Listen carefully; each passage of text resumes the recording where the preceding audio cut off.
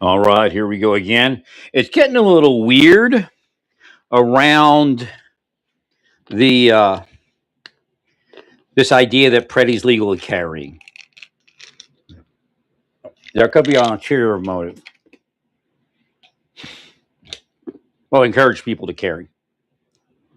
So I think the government should explain the unlawful carry and how it works.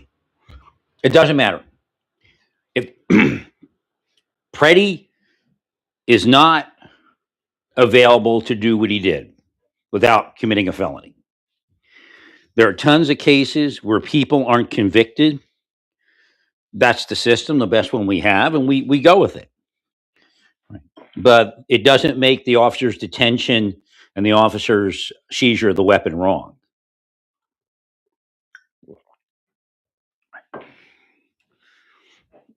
This is not felon in possession of a firearm. This is committing a felony while in possession of a firearm. That's a different crime.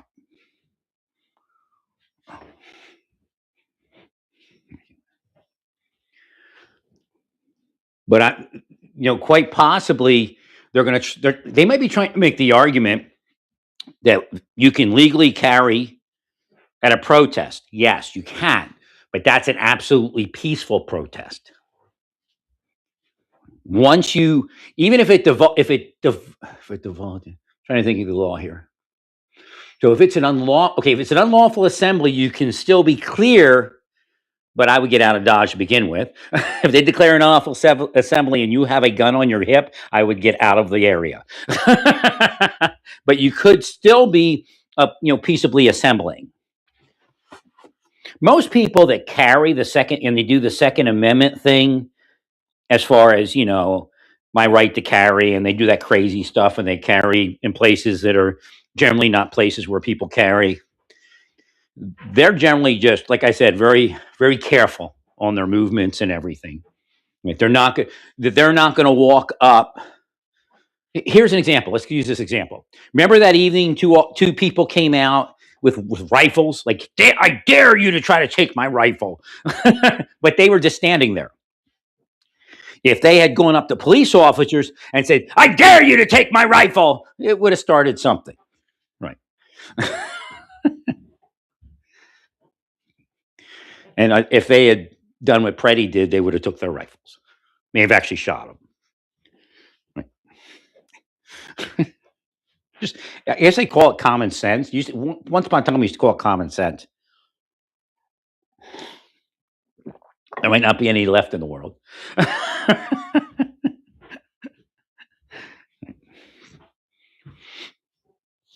So they may be trying to make this idea that, hey, if they keep pushing the idea, this is probably what's happening in some circles, because they want to escalate it. So they push the idea that Preddy is lawfully carrying and that he was saving a woman. Because based upon that theory, if he's actually saving a woman, then he could have shot the officers legally, right? See, that's where I think they're going with it. Because after all, he was saving a woman. Well, they're brainwashing the idiots into further idiocy. Right?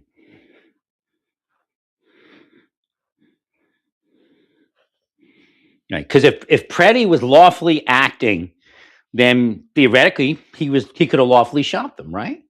I mean, I'm serious. That's maybe where they're going in people's minds. Of course, it's false.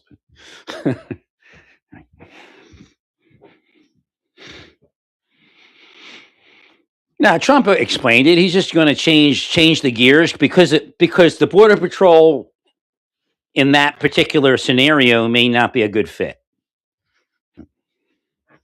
Well, because they actually spent a long period of time radicalizing and designing counter operations to obstruct justice that makes it difficult. Here's an example. This is why this is war and this is an insurgency. It's a spycraft insurgency.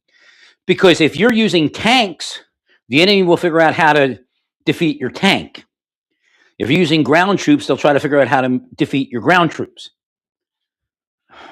So he designed an offensive movement in obstruction of justice. It's all obstruction of justice. That would cause Border Patrol's operations to get gummed up. I mean, they're still right.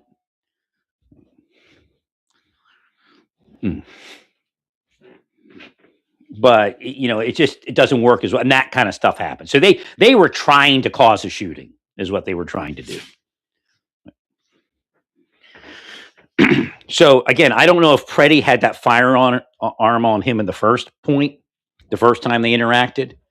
If he didn't, and then he armed himself after complaining about a broken rib, then obviously, well, because most people don't go, "Oh, he broke my rib, I'm going after them," and now I'm carrying a gun. Most people, especially nice people, aren't. He's not a hero. He's a schmuck. Okay, in our world, that's a schmuck. 99.9% of Americans would never do it that way. 99% might, like that 1% might carry that firearm. But 99.9% of Americans would not carry the firearm in that manner and engage in that. So I said there was 1% of Americans that would carry a firearm at a protest and, in your face, but they're a different breed of thing. And that's not really a protest. That's obstruction of justice. That is cold, calculated, criminally intentioned obstruction of justice. That's really what it is.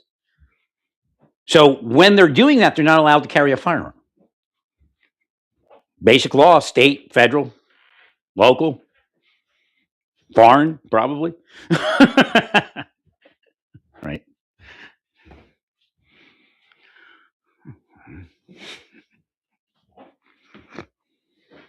So you have to be careful. The insurgency might be attempting to make the radicalization move to say, Preddy was right for carrying a firearm. You do it too. And he was right. He was rescuing a woman. Right. They've already got somebody that came out and said, "Well, this is what we need to do." Well, the reality is you're siding with criminals, all of you. All the courts that side with them are siding with criminals. All the people that side with them are siding with criminals.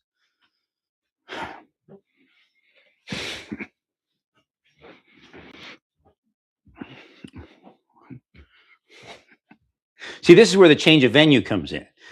Because if you can prove to a higher court that Minneapolis and Minnesota are actually unlawfully operating and siding with criminals and causing crime, then you have to get to where you can actually sit and have a normal trial. That's why they're doing this. They know they radicalized their people. They know they screwed up the jury system. Well, if you pull them into a place where there's a more neutral court, they're meat, and more neutral jury. Well, jury, your peers, it can't be criminal. Okay, I'm just telling you that right now.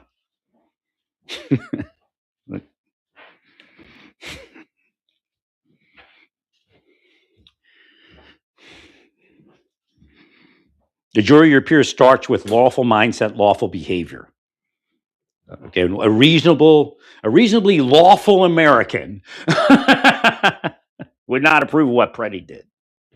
Again, if he wants to save people, he volunteers at those legal organizations. Right? And he helps become a messenger. Maybe even can act as a nurse there and help them with people that need help with a nurse. Well, because people that are out there doing that are unlawful, they're criminal, and they lack something in their mind, and they're trying to make it up by doing that. Right? Same thing with the operators that do this to my life and the people that they hire on. They never got anywhere in their self-esteem, and they figure they'll F somebody off, and it'll make them feel like a big person.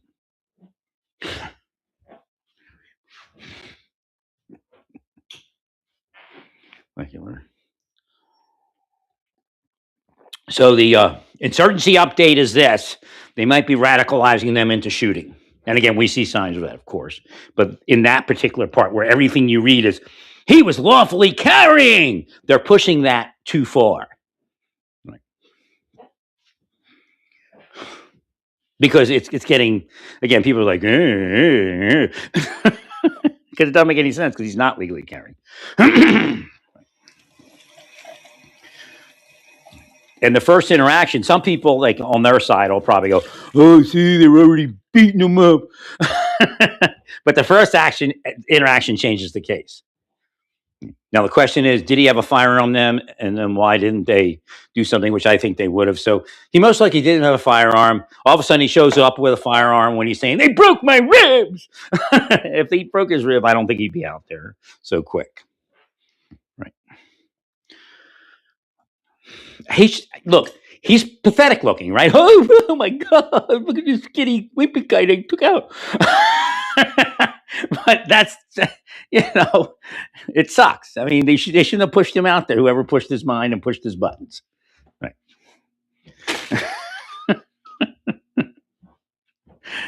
But right? Cops are killed by all sorts of people, including 13-year-old kids, right? In Idaho. Right. So again, you don't have the training and the expertise to understand what was unfolding and what could. You could have the most spastic looking person who never shot a gun in their life buy like a 22 cal, not even smaller. What's that smaller caliber? So the most smallest caliber you can find, Derringer. Pull it out, shoot it, and kill somebody. Even a BB gun. Just hit the right spot somehow. Lodged in his brain. Or something like that, Right. Went through the eye, lodged in the brain. Right. Caused this or that. Right. That's it. That's like a reach, but really, that's the way it works. If you have the right training in law enforcement, you understand that you can't even underestimate a 13-year-old kid and his dog. Right.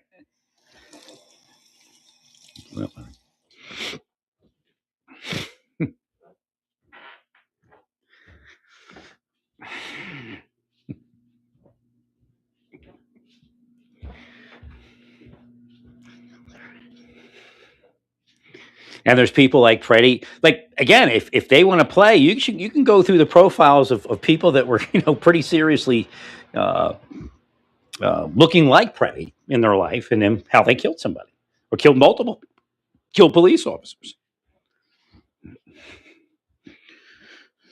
He wasn't legally carrying, and that's the bottom line. Even by state law, we don't even go to federal law.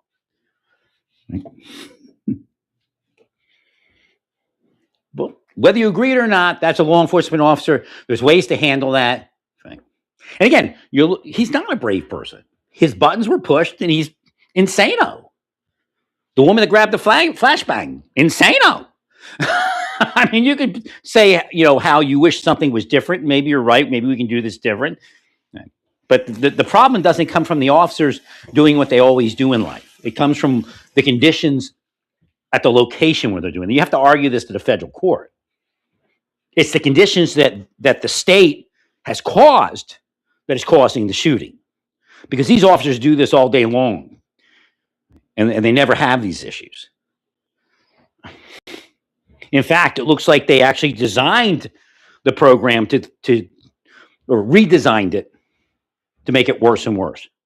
Even in Minnesota, blowing the whistles and honking the horns is illegal because it's designed to disrupt the law enforcement operation, obstruct justice. So in state law, it's also illegal.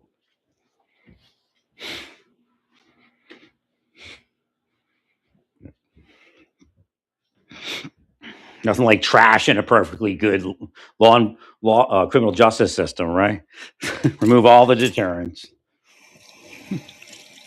Gotta wonder if like once this is over for the feds, which it is going to be. I mean, they're going to be there all through this administration. But how is this going to affect local police, man? They already punked out the chief, and he just walked around going, "Oh, you see, sometimes people say that."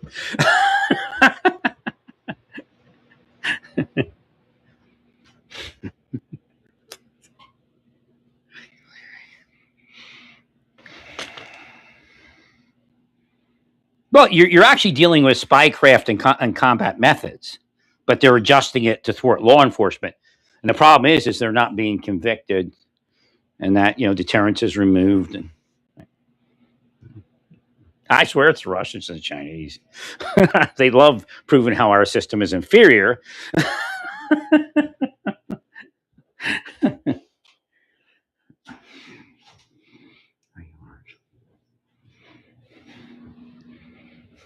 Maybe just in spirit. Who knows?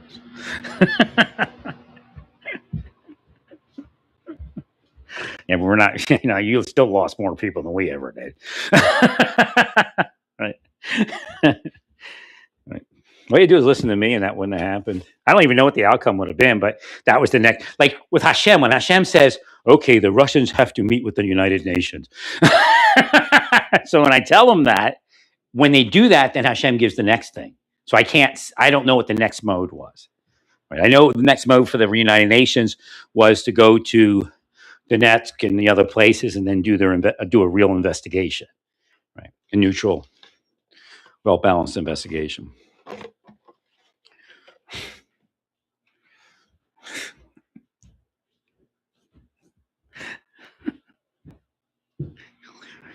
Thank you, Larry.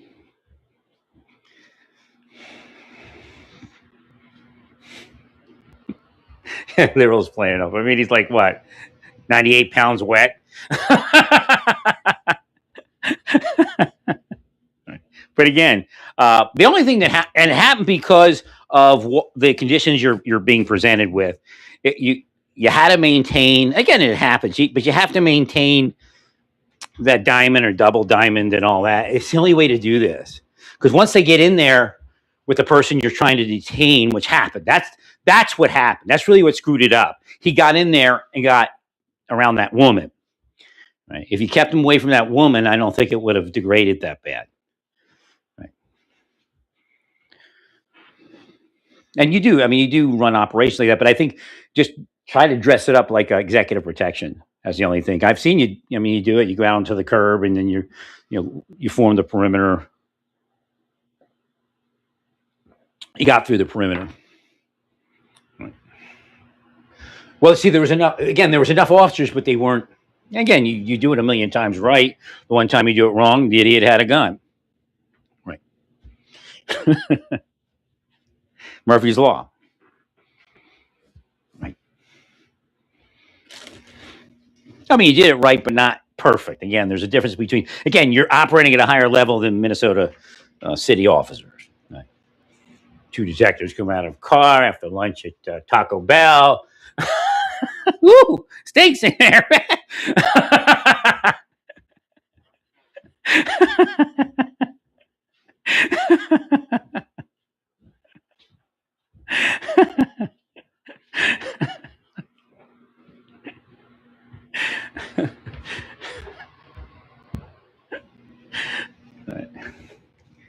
Yeah, they wouldn't want to be you. They wouldn't want to be you.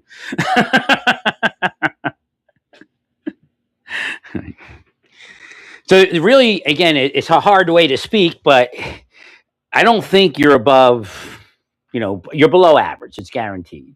I can't even imagine the number of operations you've been running in the last 365 days. I just can't even imagine it. It's just that number is so immense. Right. So what the crooks are trying to cause is this idea that if you don't enforce law, it's safer. But yet we have all the overdose deaths, the rapes, the murders. Right.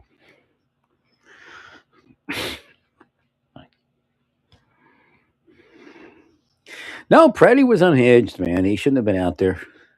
That's really where it is. I don't think an appellate court will find that Preddy was supposed to be anywhere near where he was, especially armed. Well, because once you make the argument that these aren't protests, then you win. Right. 100%. That's all it takes. If it's not a protest, then they don't belong there. They're not observing. If they were observing, they'd be quiet on the curb and not interfering, and then nobody would have said anything to Preddy. Observers observe. They don't obstruct. So again, the Supreme Court, it keeps reminding me, and I don't know where they are in the entire thing, but this one particular thing they keep hitting home in my head. They approved quietly watching law enforcement officers while you record video. That's all they approved. Nothing else. When you say, I'm filming, that doesn't work. If you violate a law, you don't get off the hook because you're fighting. So they're trying to take that journalist argument one step further. I'm video recording, therefore I'm like a journalist and I can do whatever I want. And a journalist isn't either allowed. That one woman that was a journalist that got in the guy's face and said, "I'm a reporter." That doesn't cover what she did. Right? She got in an officer's face. I don't remember exactly where that was.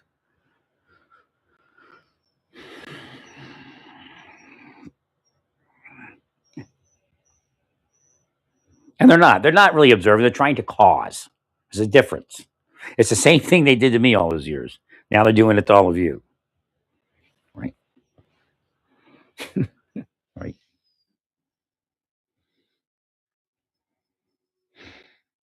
Now they're protecting narcotics distribution. Believe me, people made a lot of money off that, including laundering.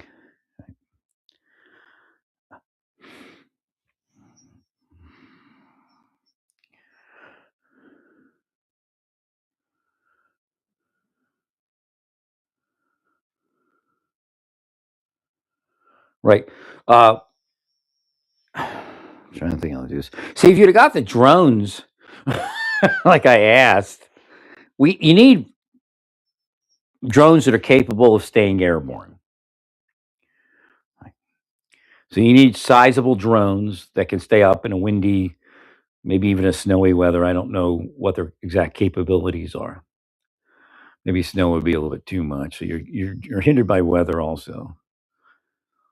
So what you need is you need to actually you could see my once you start having issues with high speed chases and people not pulling over, and again that's on the governor and the mayor telling and everybody else telling them, no, you don't have to pull over, no, you don't have to do this. Right. But you my answer for that is to have a drone follow them home. And not you can't outrun the drone. And then then you go like as soon as let's say they get out the vehicle at Taco Bell, then they're out of the vehicle. Right. Right. Thanks, sorry. And then you can walk up on them. They might run, but at least they're not going to flee in a vehicle, right? So the reason you want drones and law enforcement for these chases is the drone follows them, they slow down. Now there's other issues if there's evidence in the car and all that kind of thing they might throw out, so that becomes an issue. But again, maybe you get a good enough drone where it can detect something like that, right? As far as the optics in the drone.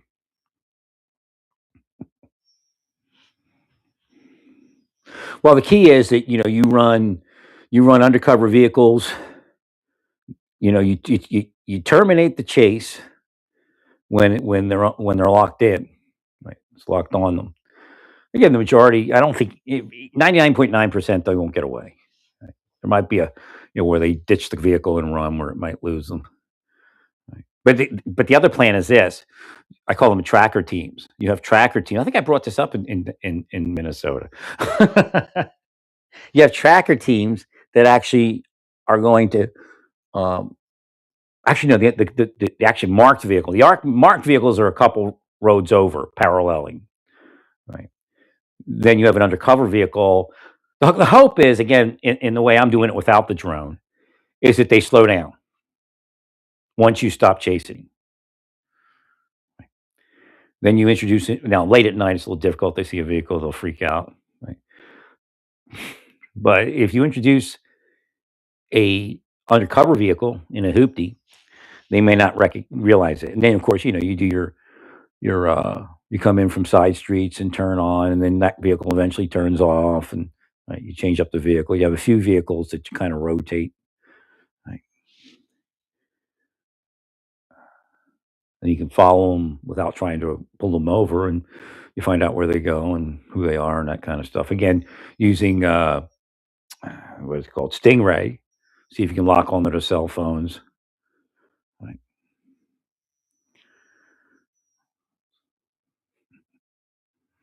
And then you pick the time and place where you're going to question them instead of trying to pull their vehicle over. Regular.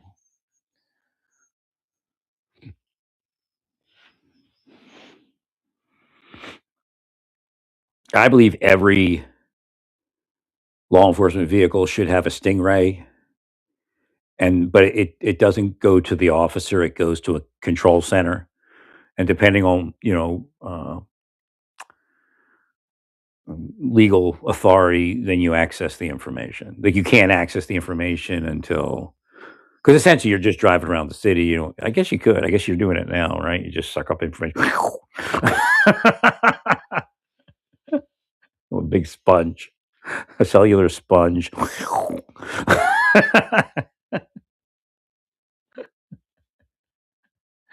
But I was trying to keep it where people would approve it more, where like in every police car, kind of deal. Right. Where the police car, when it gets into a situation where it might find that it needs a high speed chase, it can actually suck up the cell phone information, send it to a command center, and then send that to others who are going to be part of this team that looks for the target vehicle and the target people undercover. Right.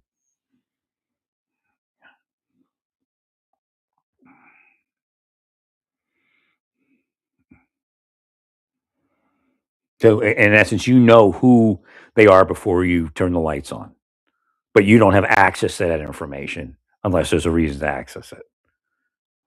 You do go through the regular system of identifying them. Right. So, if there's a reason that you can't identify them, and the again, people steal cell phones, all sorts of stuff. So, but put fake names, whatever it is. But the Stingray has the information, and based upon them not identifying, not having identity, or running, or anything like that, the information is stored. You have some sort of information at least, and they may not figure it out. You can track the cell phone and other things. Right.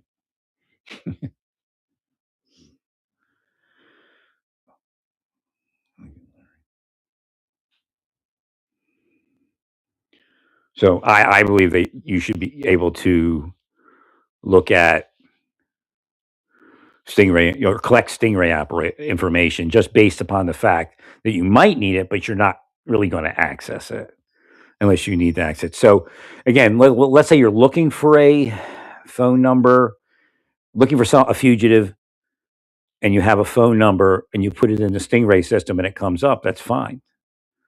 I think that would be legal, but you can't like look through it. Okay, that's my uncle. Oh, my ex-wife is over here. Right.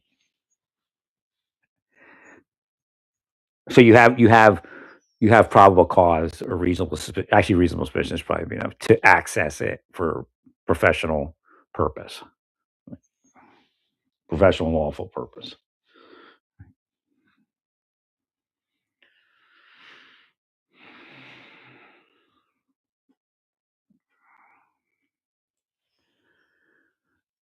Well, it's just border patrol is a little more frontier, a little more rough than let's say a general ICE metropolitan operation, and they kind of worked on that, right?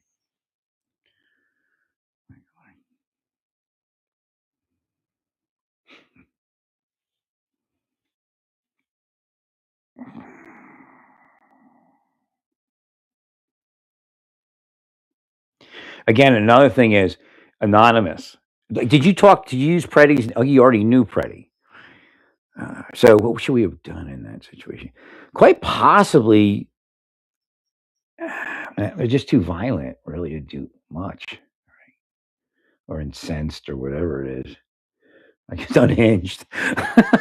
So, because the idea is, could you put somebody in the mix and say, because remember the thing I'm telling you about, you want to take their anonymity away. So, hey, we know who you are. Right. So, because again, there's a lot going on in their heads they're not telling you about, like Preddy, like what was really going on in his head. There's something there, and the psychologist will figure out some of it. Right. A lot of it is not. They get this idea that you're not going to be able to get them, and it did unsettle them, and they should be unsettled with what they're doing. Right. Thank you, Larry. So you did notice that you knew who they were, but you're out there committing felonies. They're just lucky that the system isn't up and running to where they could be charged easily, or they have a felony. Right.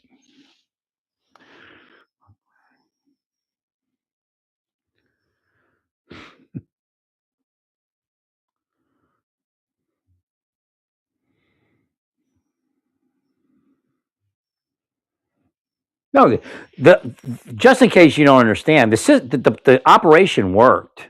I don't know how much longer they were going to stay there anyway.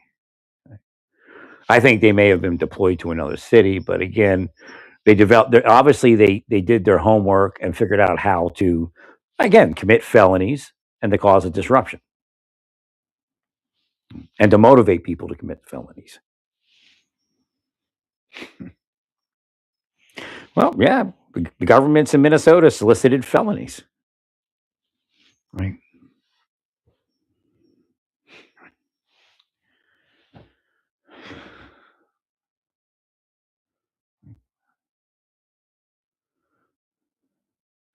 It's just again the idea is to get in and get out. I know that's going to hinder some of what you do, but can't linger. You gotta have a target. I know you're interviewing and stuff like that, but you got to get to it. Split up your perimeter. Keep your perimeter. Everybody has their zones. Double diamond is double. Each person is with another person, but then there's also double death diamond, death diamond depth, where you where you have your diamond and then you have an inner diamond and an outer diamond. Right.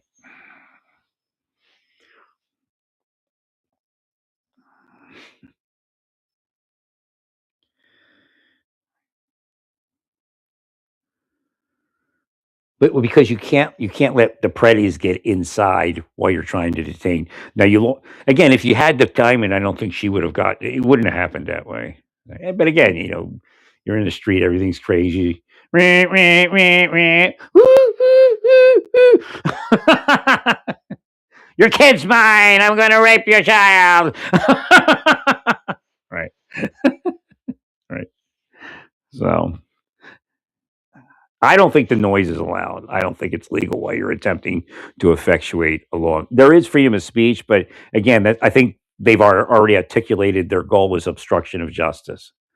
But again, the psychologists that know what that does to the situation can help articulate to the court, if you want, how that's actually causing a disruption in the ability to engage in law enforcement with a more settled and reasoning mind.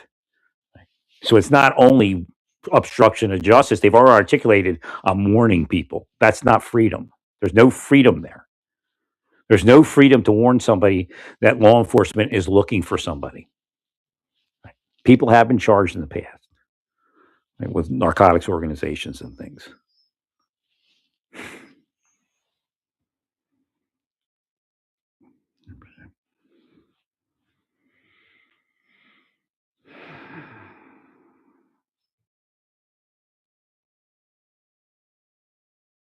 Yeah, it's not freedom of speech to make, or whatever they want to call it. There's no freedom that allows you to make that noise when you've already articulated that you're warning people that ICE is patrolling looking for a criminal.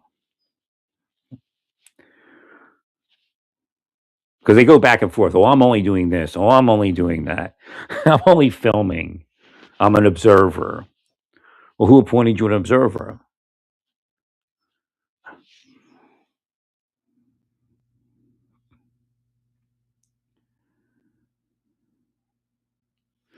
In fact, one of the lawyers in Pittsburgh, was it? I think it was Pittsburgh. They said there's certain undercover operations that you're not allowed to film.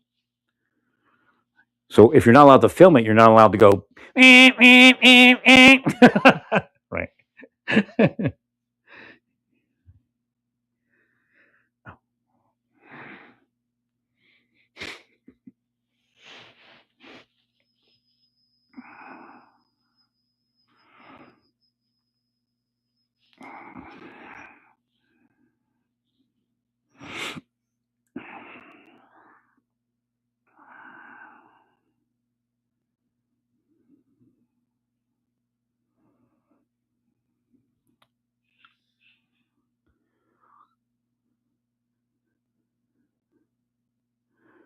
You can't.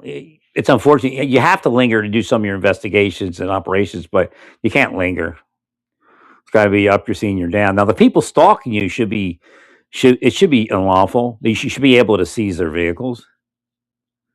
If a vehicle is being used to stalk law enforcement, and the horn is being used to warn criminals, you might just want to charge them and seize their vehicle pending the outcome of the trial. I think there's something where you can do that. Now the courts may not be amenable, which would mean you'd have to appeal it. And, right.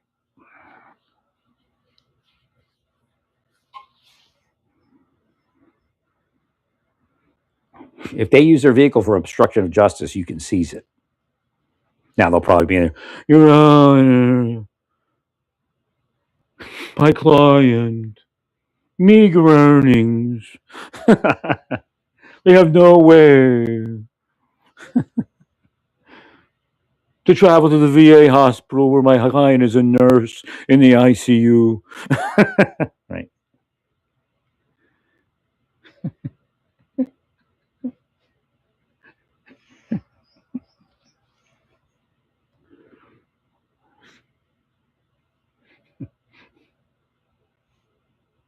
Again, not to speak ill of the dead, but you're all making this bullshit around it.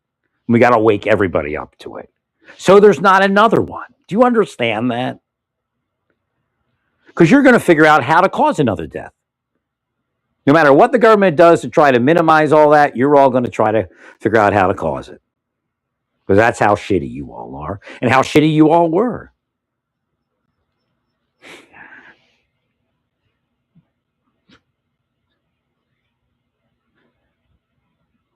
I guess Fetterman saying Christine Nome should be replaced. I don't know who they would replace her with. She's probably nobody better.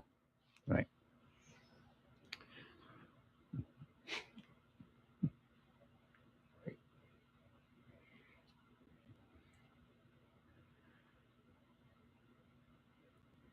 Again, the idea is they're playing your heads.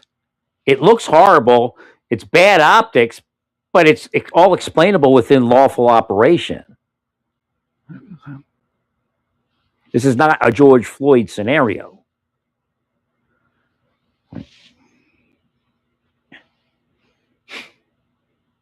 Because they got somewhere with that case, now they're going to make every case a George Floyd case.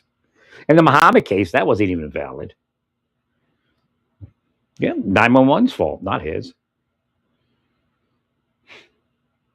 Whoever the operator was, that's whose fault it is.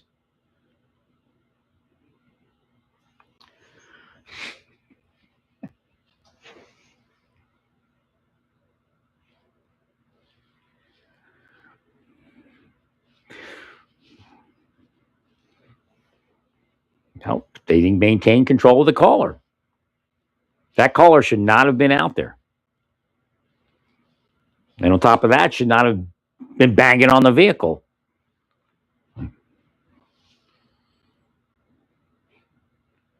In most cases, if I see an occupied law enforcement vehicle, I swing wide, way wide. I would never think of banging on it. Right. Lest they think I'm pretty. Right.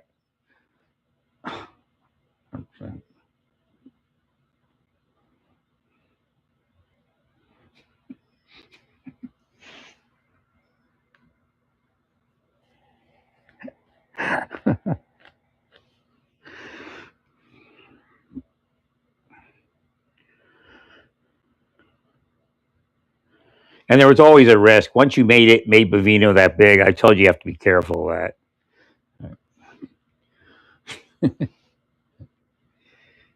You should have probably pulled a little more, hushed it down a little bit more, and then focused it other places. Right? It was in the beginning, and then Homan kind of disappeared. I guess Christy Nome was out there. Right.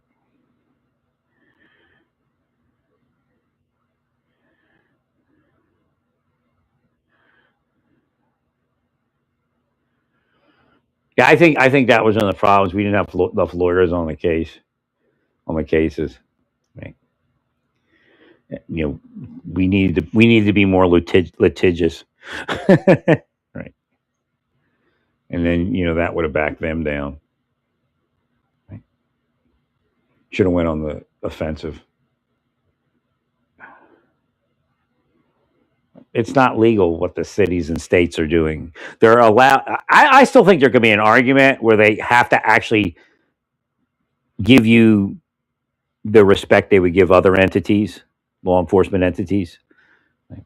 Without, because if they change it, it's probably obstruction. Right? If they treat you different than another law enforcement entity, that could be deemed as a form of obstruction, a form of nonfeasance. Right?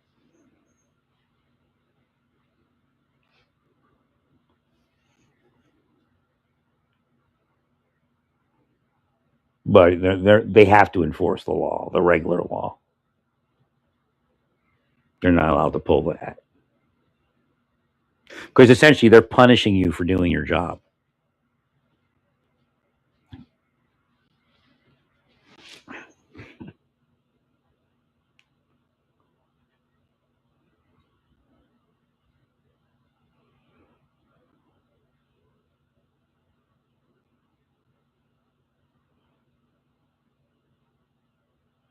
Well, they'll pay in hell for sending people, innocent people with psychological disorders, into the street to commit crimes.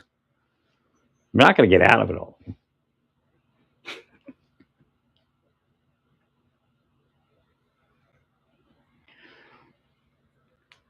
They know what they're doing. Now you have to remember, some of these people that are out there doing that, if I moved into their neighborhood, they'd be out there harassing me, right? With dirty cops and narcos and sex traffickers, which is really who's fighting you, believe you me, and the fraudsters.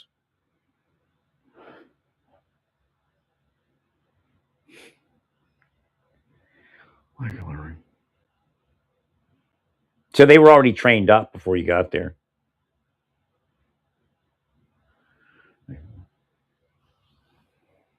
Well, the other border patrol one, that's a different operation. I think the other shooting, I think it's Texas or something.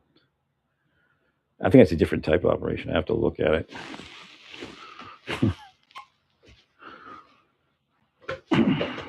Well, people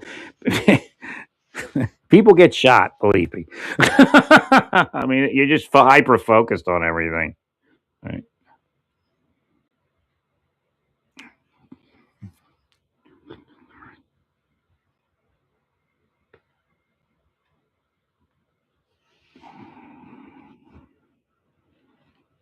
Like, actually, that's weird because there's a lot of news on people getting shot, and you all don't even react to it. Oh, so again, you're radicalized in that direction.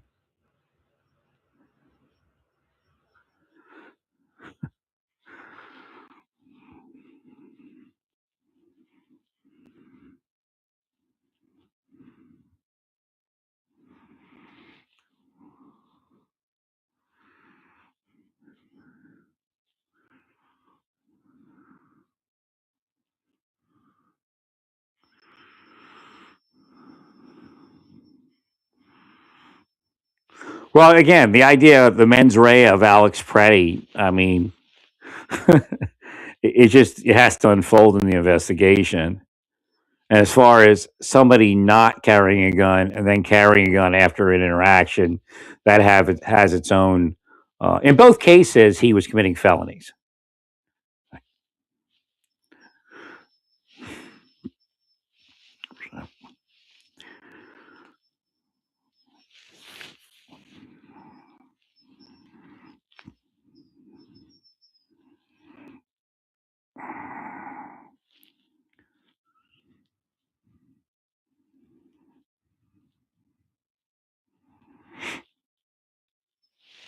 No, it's not in the Bible. All of you. What's going on in the United States is not the covered immigration that the Bible speaks about.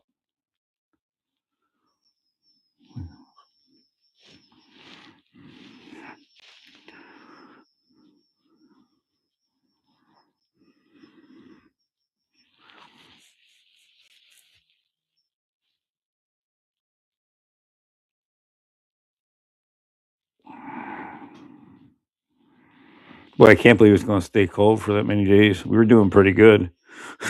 But yeah, after January, in January, that generally happens. If it's going to happen, it generally starts in January.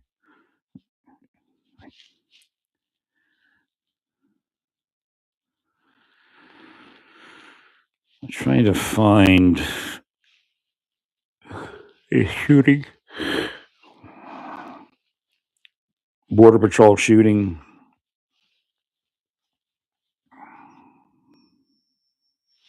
Like you would, because it's Arizona, right?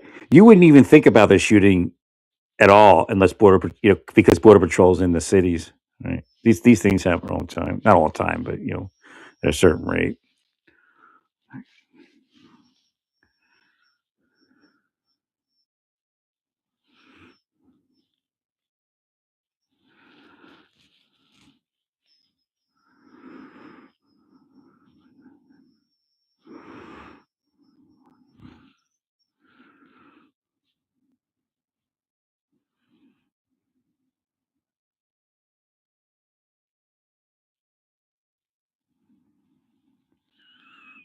What happened? What's context? Right.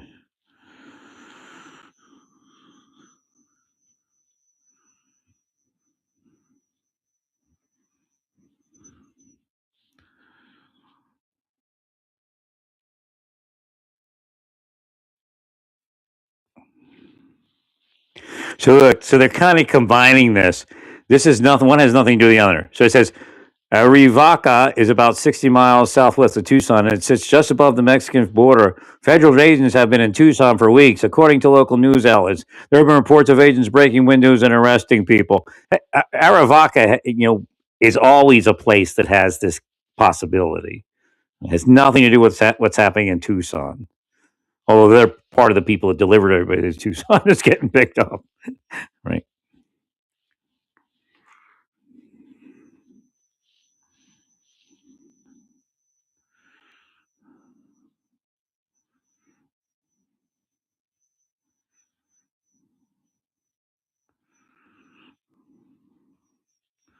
See, what's happening is you have to argue the fact that these governors, these mayors, these radicalizers are causing people to not to act out, to not be detained.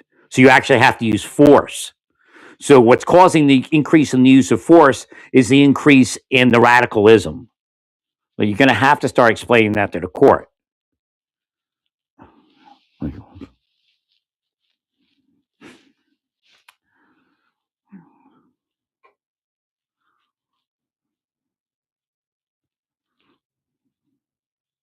Oh, you tried to shoot a helicopter. Open and shut.